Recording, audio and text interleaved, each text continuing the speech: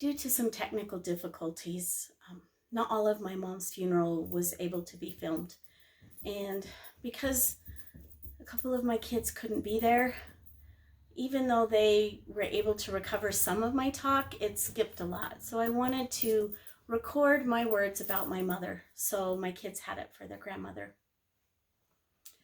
Now, as far back as I can remember, whenever someone commented to my mother about her diminutive size, she would reply with, "Well, you know, dynamite comes in small packages." That was my mother. Although she may have been small in size, in stature, her spirit and her presence were far from that. Our favorite side story about Mom is when we were kids, my parents were going to take us to the Motorview Drive-In to see the movie Bambi.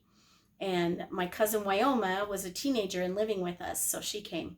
So we drove up, and the guy at the ticket counter stuck his head in the car, and there was my dad on the driver's side, Wyoma on the passenger side, Mom in the middle of them, and then we kids in the back. And the guy stuck his head in the window, looked and said, "2 adults, 4 children, that'll be blah, blah dollars." And we paid and went in and parked, and it wasn't until then that my mom realized the guy had thought she was under 12, and she was indignant. She said, "I'm going to go back there and give that guy a piece of my mind." And my dad said, "You're going to sit down and be quiet. You got him for free."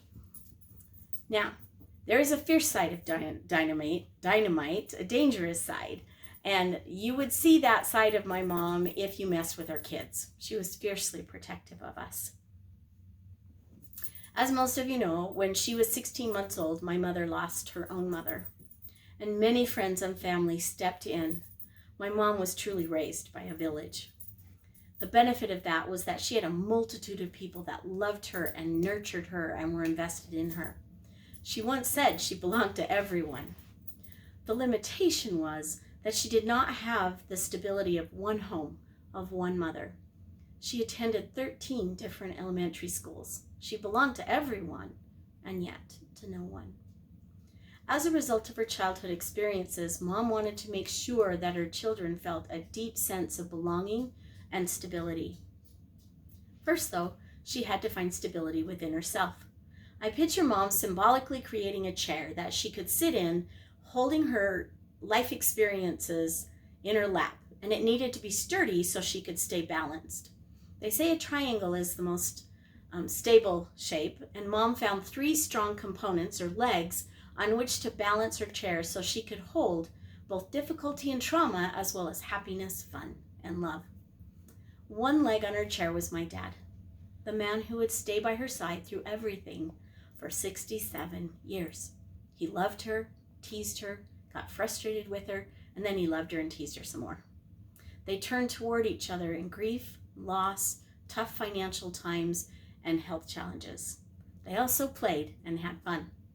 When Randy and I were dating, I remember sitting on the couch watching TV, and my mom came tearing down the hallway, and my dad's right behind her chasing her. And she was laughing, and she said, "Irene Munson, if you give me a monkey bite, I'm going to kill you." And Randy's eyes got really big, and he looked at me, and I looked at him, and I was going, "What? That's just my parents." They knew how to have fun.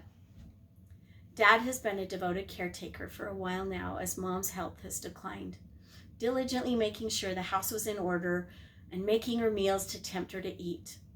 That he has been returning the service that she has given him when he was also in need. He has been her rock, and she has been his. Another important support leg was her sister, our Auntie Wanda. Now, normally my mom was structured and go by plans, but when Aunt Wanda showed up, she would take her little sister by the hand and lead her on one spontaneous adventure after another. And the thing that was always in common with every adventure was a lot of laughter. One time, when I was a kid, we lived on 2880 at the top corner house. It was a steep street, and they never plowed that street. And so we neighborhood kids would sled down the street. My dad would be at the bottom with his Scout, the 4-wheel drive, and we'd hook ropes through the bumper, and he'd pull us back up the street. We'd go down again. Well, one night at midnight, Aunt Wanda and Mom decided they wanted to go sleigh riding.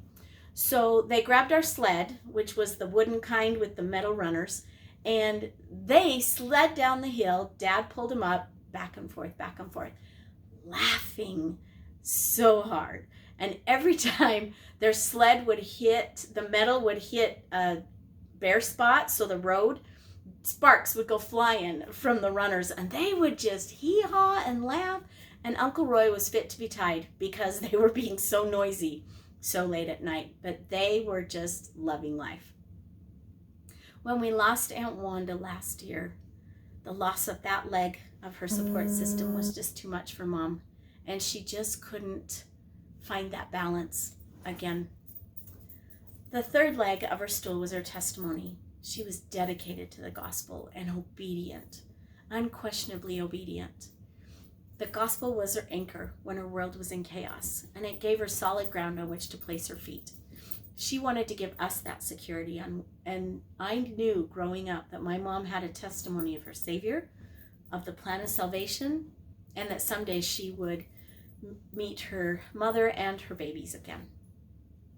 Now, with these three strengths that complemented and supported her own inner strength, she had a foundation on which to balance, while she focused on providing security and stability for her family. So when children entered the picture, she was adamant that we would never have to change schools. We moved into this stake when I was 4 years old, and although they moved into 4 different houses throughout from then till now, they have all been within the stake boundaries. We all attended all years at Canyon Rim, Wasatch, and Skyline. Did not have to change schools. She also wanted to provide stability in the family relationship through a balance of work, discipline, and play. Excuse me. Now, work, we tried really hard to convince my mom that it would be easier if she just did it herself rather than making us. But she was adamant that we learned to work. Discipline is, the saying where some parents say this hurts you more than it hurts me. Totally my mom. I would hear her crying in the bathroom after she spanked someone. And one time, we were being obnoxious in the store, so Mom sent us out to wait in the car. And Blake had taken one of the cigarette butts out of the ashtray and was pretending to smoke it, and Mom saw. So she knew she had to teach an important lesson. So we got home, she took a cigarette, and she was trying to light it so she could make him smoke the whole thing so he would feel sick and never want to smoke again. But she didn't know how to keep it lit. So she'd light it and it would go out and it would go out. And she'd try sucking in to make it keep going, it would go out. And she just kept getting greener and greener as she kept trying to get this cigarette so he could smoke it, until she was just leaning over the toilet so sick. And we were all crying, going, "We're so sorry, we'll never smoke." But that was my mom. She wanted to do what was best for us, even at the cost of herself. Play, she knew how to play. When we went roller skating at Classic, she roller skated with us. We went sleigh riding. We'd get on the sled, she'd push us, and then she'd jump on the back. One of the benefits of being small. She knew how to play. You've heard about the famous Magic Fairy. So the kids got to enjoy that, the grandkids. Another thing is she wanted to make sure that we knew she would always be there consistently. When I had a migraine or I had to go to the hospital or whatever, I'd call my mom, she would come, she would take my kids or take me to the doctors. And often she would say to me, I never had a mom that I could just call. And I want to make sure you kids know that you have that. The other thing is she had close family ties to extended family. The nickel reunions were important to her, and also visiting siblings. Her siblings, you didn't call and make an appointment. You just showed up at people's houses, and then you'd send the kids to bed, and then the adults would stay up laughing and talking and creating these important family bonds. Mom continued those sibling visits up until she just couldn't with her health anymore, but she felt those were so important. My mom also had a knack for knowing who belonged in our family. When Randy was giving his homecoming talk in our ward, she said she had this feeling that there was something special about this kid, but she didn't know what it was. Then we started dating, and she realized it was because he was going to be part of our family. Now, Randy was not big on commitment. He would not talk marriage, not talk a future, And so I didn't know we were going to get married. But my mom came to me this one day with this great advertisement, super deal, about this company that would research your coat of arms for your family and then etch it onto crystal and put your coat of arms and the crystal on, or the name on these crystal goblets and glasses and whatever. And my mom said, you need to get these. This is a really good deal and these are gorgeous. And I said, but Mom, he hasn't proposed and he hasn't even talked marriage. She goes, you're gonna marry him. Just get him. So long before Randy ever proposed, I had a full set of crystal that had the Voorhees coat of arms and the name etched in them because Mom knew. I was really glad I got to use them. Worked out. So then when John came along and Mom met him for the first time, she got that same feeling. And so she already knew John was going to be part of the family long before they got serious.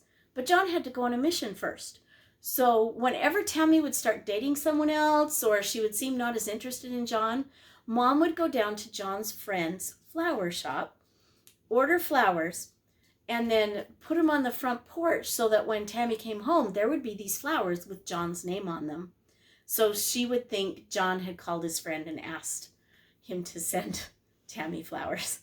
One time, Mom had the flowers, she's bringing them up. She goes to set them on the front porch and realizes Tammy's in the living room. And she's scared she's going to get caught, so she quietly leaves them there. And then she runs around to the back door and comes in the back door and said, oh, something was on the porch when I drove up. What is it? And Tammy found flowers from John. So that's how Mom made sure that John stayed in the front running to be in our family. And that worked out too. And then after Blake and Mare found each other and married decades after the first time they were engaged, Mom said, I knew all along they belonged together. So she knew who belonged in our family. Mom, you succeeded in your desire to give your family the safety you hoped in providing a sense of love, belonging, and stability. We know that we are loved beyond measure, that you have been and will continue to be there for us. And we want you to know that your love and influence will be felt for generations. You instilled in me a testimony of a beautiful life with loved ones after this one, of a Savior that atoned for my sins and that succors me in this current sorrow and who made it possible for us to be together again someday.